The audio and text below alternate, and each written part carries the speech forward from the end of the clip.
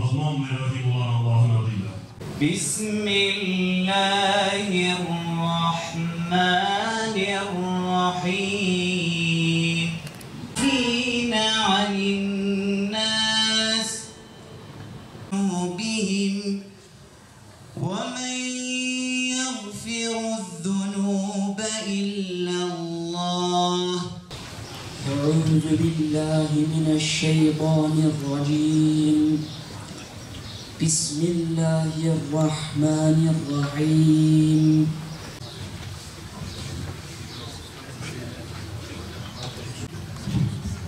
Bismillahirrahmanirrahim.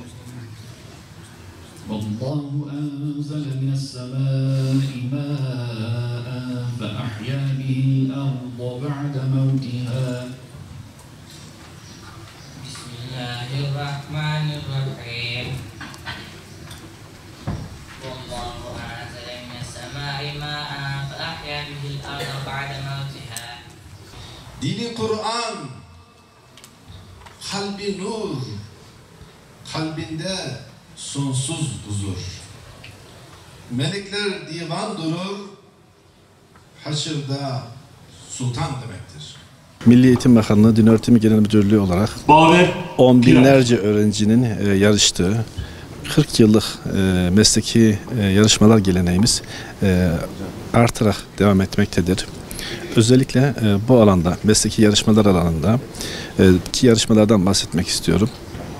Bunlardan bir tanesi genç Seda ve Nida, kız ve erkek öğrencilerimiz olmak üzere Kur'an-ı Kerim'i güzel okuma yarışması, genç Bilaller ezan okuma yarışması, genç muhafızlar, kız ve erkek öğrencilerimiz olmak üzere hafızlık yarışması ve bir de genç hatipler minberde hutbe okuma yarışması. Bu 4 yarışmamız klasik usul itibariyle Anadolu İmam Hatip liselerinde ve İmam Hatip ortaokullarında olmak üzere 4 yarışma görmekle beraber 11 dalda apayrı yarışma olarak karşımıza çıkmaktadır. Bu alandaki öğrencilerimiz öncelikle okullarında yarışmaya katılırlar. Akabinde il yarışmalarında, okullarında dereceye giren öğrencilerimiz il yarışmalarında ki yarışmalara katılırlar. İl yarışmalarında dereceye giren öğrencilerimiz hem okullarını hem illerini temsil etmek üzere bugün burada olduğu gibi bölgelerine gelirler. Bölgede yarışırlar.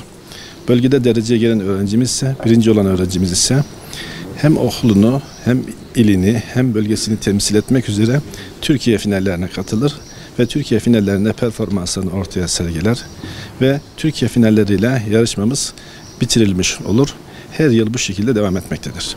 Bir de mesleki yarışmalarda ülkemiz 10 bölgeye ayrılmış olup, 10 yarışma bölgesine ayrılmış olup, Mardin bölgesi de 4. bölge ev sahipliğidir.